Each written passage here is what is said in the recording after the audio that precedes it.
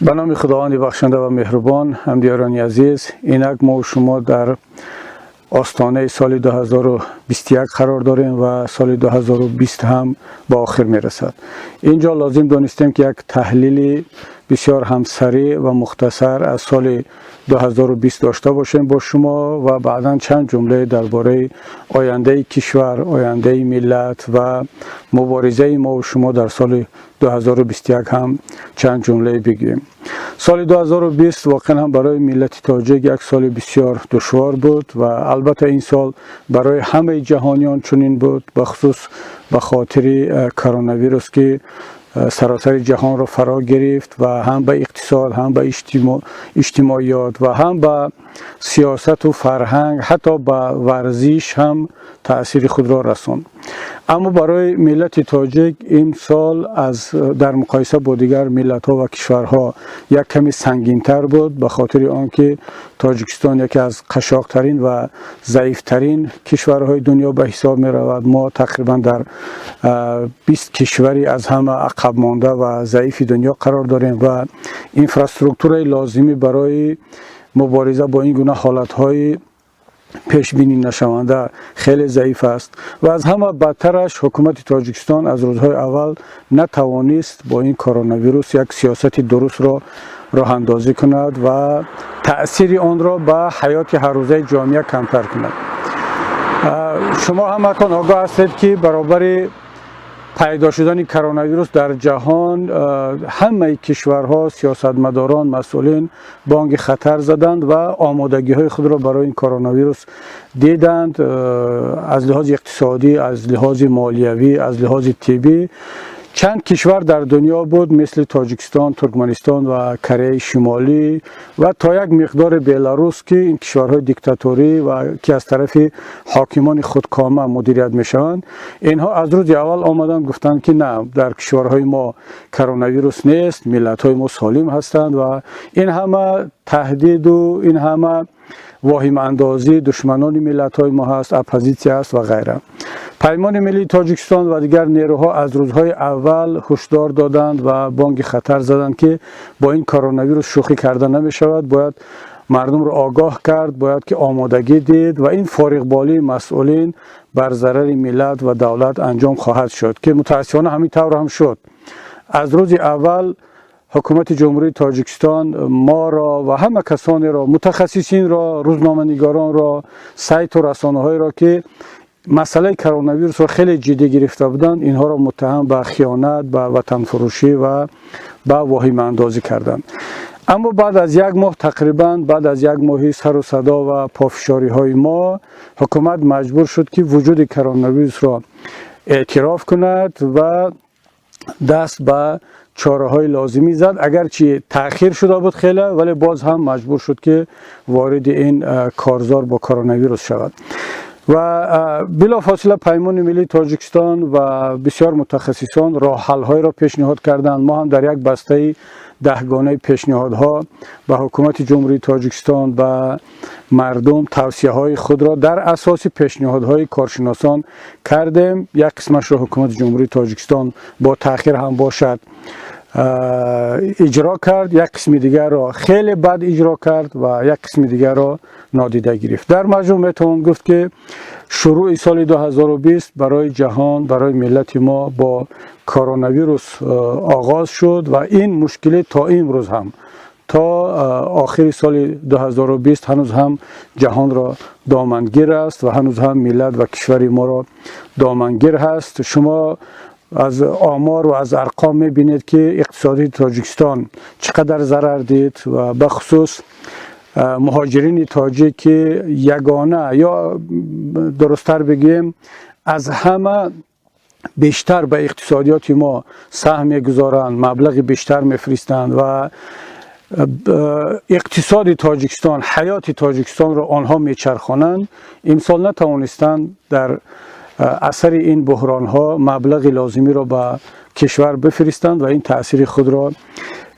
به اقتصادیات کشور رساند و این بار دیگر اثبات کرد که واقعا هم پشتیبان اصلی ملت ما از لحاظ اقتصادی این مهاجرین ما هستند. اگرچه حکومت تلاش میکند این را اعتراف نکند، همه پشتیبان اصلی امام علی رحمان یا به اصطلاح خودشان پیشوای ملت را می‌حسابند، اما ملت می‌داند و باید بداند که پشتیبانی اصلی ملت تاجیک در این شب و روز مهاجرین تاجیک هستند که متاسفانه این بحران پیش از همه به آنها ضربه زد و وضعیت آنها را خیلی هم دشوار کرد. سال 2020 اینچنین در یاد ما یا در حیات سیاسی ما با انتخابات پرزیدنتی هم باقی میماند. انتخاباتی که از لحاظ شکل و از لحاظ مضمون هیچ نزدیکی به یک انتخابات دموکراتی، به یک انتخابات آزاد و شفاف نداشت، اما یک امیدی خیلی هم خرد در جامعه تاجیک بود که شاید که امام علی رحمان بعد این حاکمیت 28 ساله طولانی دیگر نامزد نشود، یگان نفر دیگر را حتی از داخل خانواده معرفی کند به نامزدی و یک امیدی بسیار ضعیفی هم به جامعه و به ملت بدهد که با نامزد شدن خودش این امید خرد هم از بین رفت. من بارها گفته بودم که اگر یگان نفر از داخل خود سیستم بیاد یا از داخل خود خانواده چندان تغییرات زیاد نخواهد شد و چون امام علی رحمان در این 28 سال حاکمیتش بنیاد این زیربنای این حاکمیت را طرز گذاشته است که هر کسی هم با همین نگاه با همین تفکر اگر حاکم شود یگان تغییرات جدی نمیتوانست بیاورد. اما آمدن یک شخص جدید حتی اگر از داخل خود خانواده هم بود یک امیدی اندکی برای مردم و ملت میدادن که شاید این آدمی نو یک کمی اقتصادیات را بهتر کند، یک کمی وحدت ملی را تقویت بخشد، زیرا آدمی نو دیگر اون شخصیت امام علی رحمان نیست که انتقامجو باشد، کینه‌دار باشد و در جنگ شهروندی که شکست خورده بود خود را بیاید مجبور کند که بالاخره در یک جنگ دیگر پیروز شود و حالا خودش را امام علی رحمان در این جنگ نامردانه اطلاعاتی و ضربه زدن خیانت کردن خود را پیروز می‌حسابد که البته ما و شما می‌دانیم که این طور نیست. اما با از نو پرزیدنت شدن خودش این امیدی اندک هم از بین رفت و باز همون کمند پیشینه پیرمردانی با تفکر قدیمی را سر قدرت آورد، یک تغییرات خیلی هم کوچک را در حکومت وارد کرد که اصلا هیچ تأثیر در آینده کشور نخواهد داشت. و باید گفت که سال 2020 تنها سال منفی ها نبود. من در صحبت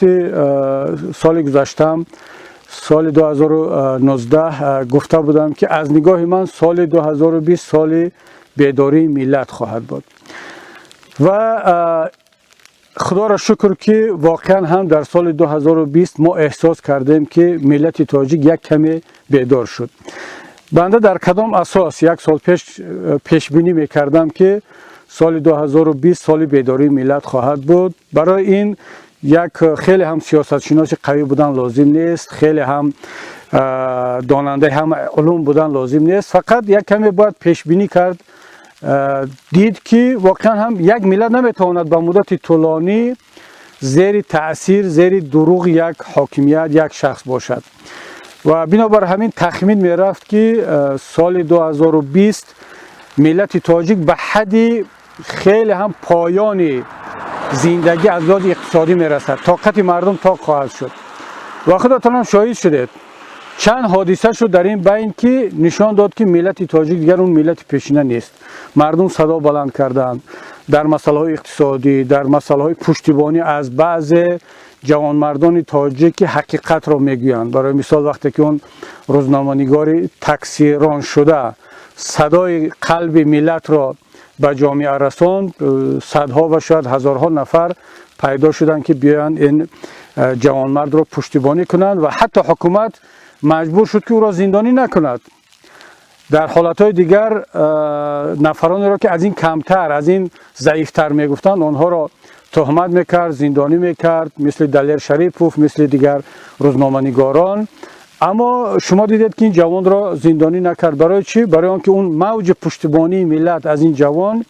باعث شد که رحمانوف عقب نشینی کند. شاید در آینده باز انتقام بگیرد، شاید او را با یک بهانه دیگر زندانی کند یا از وطن بیرون کند یا بترساند، هر چی شدنش ممکن. اما ملت دید که در این مقطع تاریخی نتوانست رحمانوف این جوان را بشکند و این نشانه بیداری ملت است و این نشانه آن است که مردم دیگر آهسته آهسته بیدار شده ایستادند. از اون تبلیغات و پروپاگاندای تلویزیون های دولتی که همیشه مسئله را یک رنگ نشان میدهند دیگر بیزار شدند، باور ندارند. بنابر همین من پیش بینی میکردم و واقعا هم شاهد آن شدیم که امسال ملت یک کمی بیدار شد و امیدوارم که در آینده در سال 2021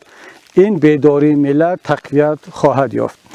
و یک پدیده دیگر در سال 2020 این بود که واقعا هم در شبکه‌های اجتماعی، در رسانه‌ها یک حالت به وجود آمد که ملت شروع کرد به صدای قلب خود را به جامعه رساندن و در شبکه‌ها گفتن. و حالا من نمیخوام اینجا اصطلاح جنگ اطلاعاتی را استفاده برم، اما اگر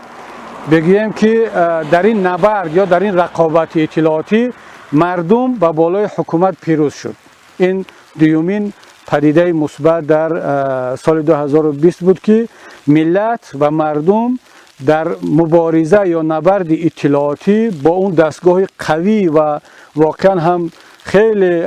سرشمار یک ارتش چند هزاره تبلیغاتگران و پروپاگاندیست ها و فرمه جواب یا فابریکه جواب حکومت پیروز شد. برای چی پیروز شد؟ نه به خاطر آنکه مردم از لحاظ تکنیکی یا علمی قوی تر بودند، برای آنکه در طرف حکومت دروغ بود، در طرف مردم حقیقت. مردم حقیقت را میگفت، حکومت دروغ میگفت و شما میدونید که در نهایت کار همیشه حقیقت پیروز است. و در نهایت اخیراً اون یک خبر خوشه که در این آخرهای سال 2020 رسید، این در صحنه مطبوعاتی پیدا شدن یک تلویزیون مستقل ماهواره‌ای هست که دوستان ما در شبکه تلویزیونی پیام تیوی، اصلاح تیوی و دیگر شبکه و رسانه هایی که واقعا مستقل و مردمی هستند تصمیم گرفتن که یک شبکه ماهواره‌ای را راه اندازی کنند در مبنای یا زیربنای پیام تیوی و اعلان کردن که از سال 2021 اون دیگر فعالیت خود را آغاز میکنند. من فکر میکنم یک تحولات و یک تغییرات بسیار مهم در حیات سیاسی و حیات رسانه‌ای ملت ما خواهد بود و از همه ملت، از همه هموطنان خواهش میکنم که در این امر خیر با این شبکه، با این ماهواره جدید همراه باشند، کمک کنند، همه گونه کمکی که از دستشان میاد. این اقدام ملی و واقعا هم ملی نیاز به پشتیبانی معنوی، پشتیبانی مالی شما دارد، با نیاز به فکر و ایده و ابتکارها و تشبسهای شما دارد و من باور دارم که اگر ملت همون طوری که در سال 2020 سرجم بود در سال 2021 سرجم بماند، ما یک قدم بزرگ برای آگاهی، بیداری ملی و برای اون پیروزی ملت از بالای ظلم و از بالای دروغ نزدیک خواهیم شد. و اینجا من صحبت خود را به آخر میرسانم. میبینید که برف هم به شدت باریده ایستاده است و این سفیدی نشانه خوب است برای سال 2021 و امیدوارم پروردگار را دعا میکنم که سال 2021 را برای ملت ما برخلاف سال 2020 که مالامال از مشکلات بود، یک سال بسیار پرفیض و پربرکت بگرداند و یکایک شما را هموطنان عزیز با فرارسی سال جدید میلادی سال 2021 تبریک میگم. در پناه خداوند منان باشه تا صحبت‌های آینده.